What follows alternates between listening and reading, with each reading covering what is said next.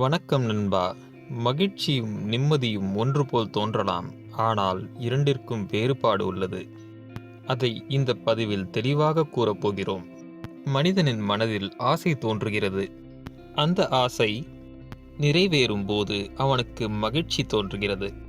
தன்னால் முடிந்த ஒரு விஷயத்தில் ஆசைப்படுவது நியாயமான ஒரு ஆசைதான். ஆனால் தன்னால் முடியாத ஒரு விஷயத்திற்காக, மேலும் ஆடம்பரமான ஒரு விஷயத்திற்காக ஆசைப்படுவது பேராசை எனப்படுகிறது.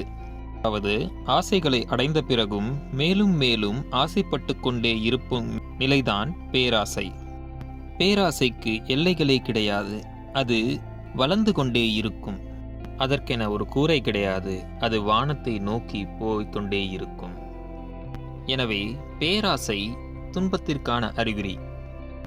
புத்தர் கூறுகிறார், நமது ஆசைகளே நமது துன்பத்திற்கான காரணம் என்று. இதை சற்று ஆழமாக புரிந்து கொள்வோம்.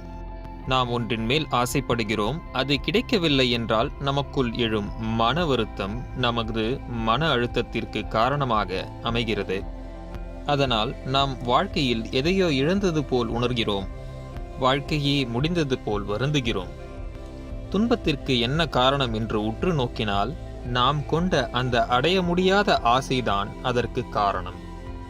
எனவே ஆசையை அளவாக வைத்துக் கொள்ள வேண்டும்.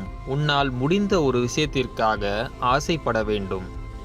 அந்த ஆசை மற்றவர்களையும் பாதிக்காமல் இருப்பதாக பார்த்து கொள்ள வேண்டும். அதை அடைந்த பிறகு அதை முழுமையாக அனுபவிக்க வேண்டும். இத்தகைய மனப்பான்மையே இன்றைய வாழ்க்கை சூழலில் உங்களுக்கு தேவை. நண்பர்களே, இப்பொழுது நிம்மதியை பற்றி பார்ப்போம். ஆசைகள் இருந்தால்தான் மகிழ்ச்சி கிடைக்கும் என்று அர்த்தமில்லை. இருக்கும் நிலையிலேயே இருக்கும் செல்வங்களையும் இருக்கும் உறவுகளையும் எண்ணி நம்மால் நன்றி உணர்வுடன் இருக்க முடிந்தால் அதுவே நம்மை நிம்மதியுடன் வைத்திருக்கும். உன்னிடம் பல நல்ல விஷயங்கள் இருக்கலாம். அதை எண்ணி நாம் மகிழ்ச்சி கொண்டு அதை பாராட்டத் தொடங்க வேண்டும்.